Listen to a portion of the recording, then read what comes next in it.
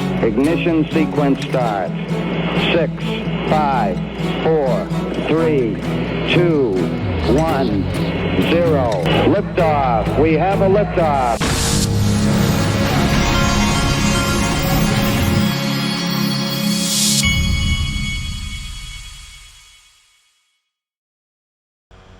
Hey everybody, this is the digital asset investor, and Ripple Swell starts today in Miami. Here's what they just put out. Ripple, please don't have copyrighted music over this.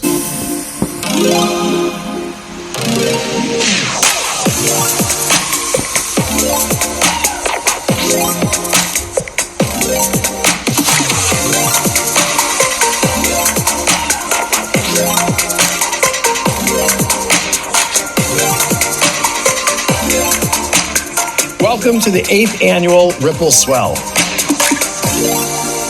Looks like it is on. Check this out. This is from Ripple as well. Here's a picture. Don't know who these people are. What a killer looking facility they've got. Really nice. There's Brad Garlinghouse. I don't know who these two guys are. And then there's that. We've got Ray Fuentes is there apparently. Ray has taken a picture there with Brad Garlinghouse, and then Rob Cunningham is also there.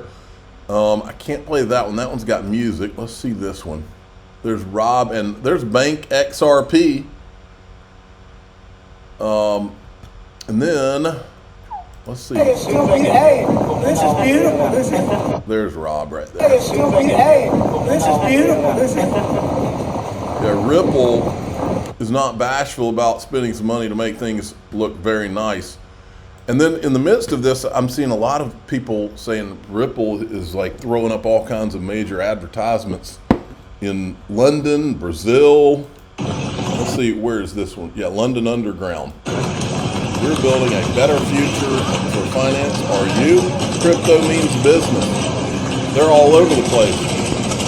Don't keep innovation waiting. What this other says. Crypto means business. They are really putting the advertising blitz on. Look at this. Blackrock CEO. This was in their investor call, I believe. We believe Bitcoin is an asset class in itself. It is an alternative to other commodities like gold. Well, of course, I'm not sure if either president or other candidate would make a difference. I do believe the utilization of digital assets are going to become more and more of a reality worldwide. Conversations we're having with institutions worldwide, conversations about how should they think about digital assets, what type of asset allocation there should be. I mean, we believe Bitcoin is an asset class in itself. It is an alternative to other commodities like gold. We believe Bitcoin. All right. And then the same day, Minneapolis Fed President Neil Kashkari says Bitcoin remains worthless after 12 years. And then this is Tom Lee on CNBC about the election and how that should or shouldn't help crypto. I think Bitcoin, for instance, is something to watch if Trump... Bitcoin's at 65,000. You wouldn't say that the stock market's performing better because it's starting to look like it's less of a coin toss, would you? I think markets like visibility. So if it looks like one candidate is now looking like to be the surprise winner, then markets can actually trade better before the election. Wait, does it matter? You said markets like visibility. They have to like what they see on the other side of it, I would assume. Yes. I mean, I'm probably just citing market history, but whether Trump or Harris wins, I think stocks do pretty well next year, sort of a post-election rally. But there are definitely differences in sectors and asset classes performance depending if Trump or Harris wins. But Bitcoin, for instance, is something to watch if Trump looks like he's strengthening because Trump is running on a pro-Bitcoin platform. It's funny watching all of these otherwise pure liberals, a lot of these pro-crypto people, pundits out there.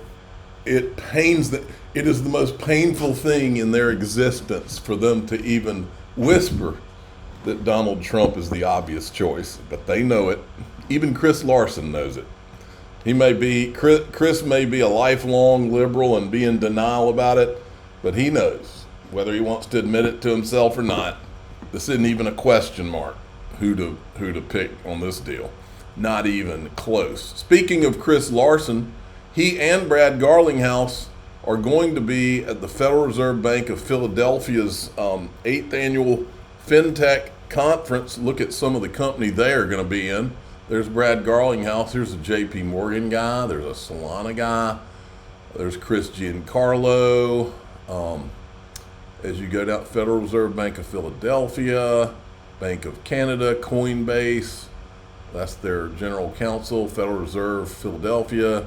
There's Chris Larson, Brookings Institute, Uniswap. You can see it all happening, folks. Here it is, the 8th annual FinTech conference, and there is recent innovations in payments with Sheila Warren as the moderator. And there's Brad Garlinghouse and Chris Larson. I don't remember when the last time we saw them on stage together was. I do not remember Brad Garlinghouse and Chris Larson on the same stage. That'll be interesting. This is also interesting. This is a guy from Circle who issues USDC stablecoin. Web3 wallets, or even Wait a minute. Let's do a little refresh here so we can make that play right. Come on. Let's go. Play right. I'm going to start right. Okay. the other internet service. This was playing earlier for me. I don't know what's going on here. Right there. Let me hit refresh one more time on this one. I don't understand what this is. You know what? Hold on one second. Let's see. I'm getting better on these computers. Okay, I started that back, and I'm sitting here working with some settings here. Let's see if we can get this to play right this time. Here we go. Web3 wallets. Let me hit the refresh. We're going to try this one more time.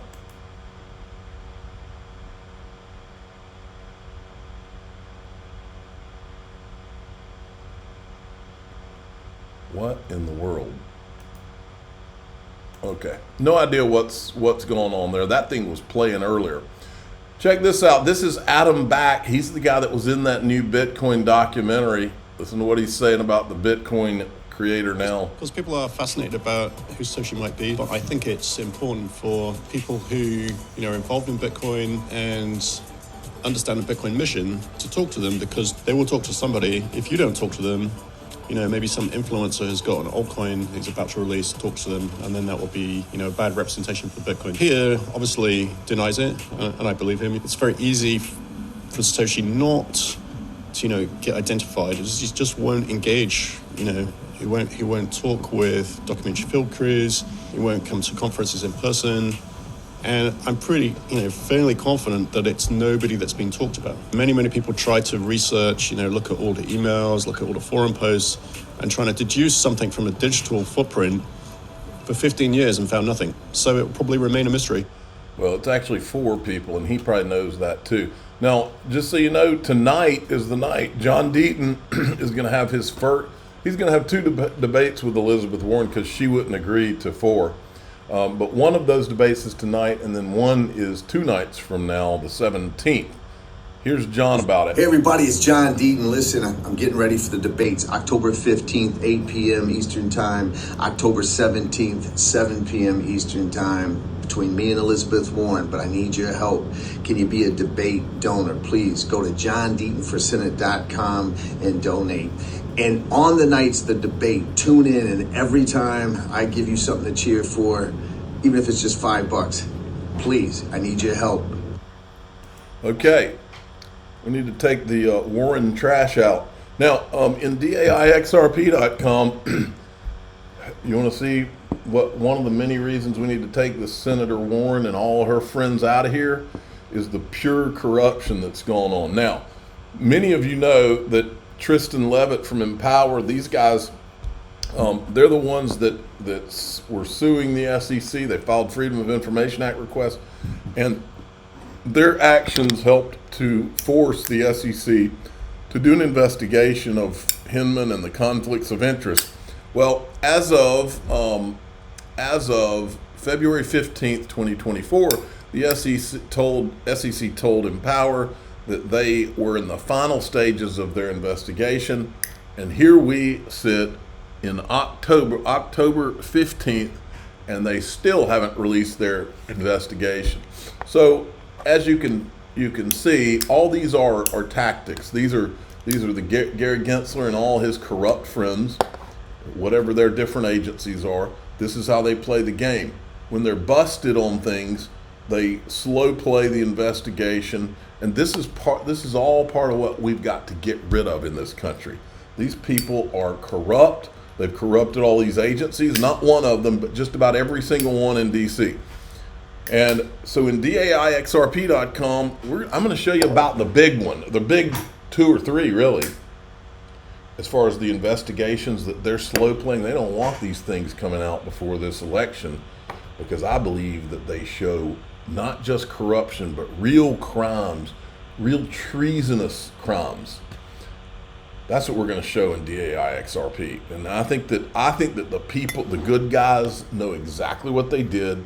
And I think that it's almost like reminds me of those great whites that some of them will bat the seals around in the air before they even eat them, just for fun.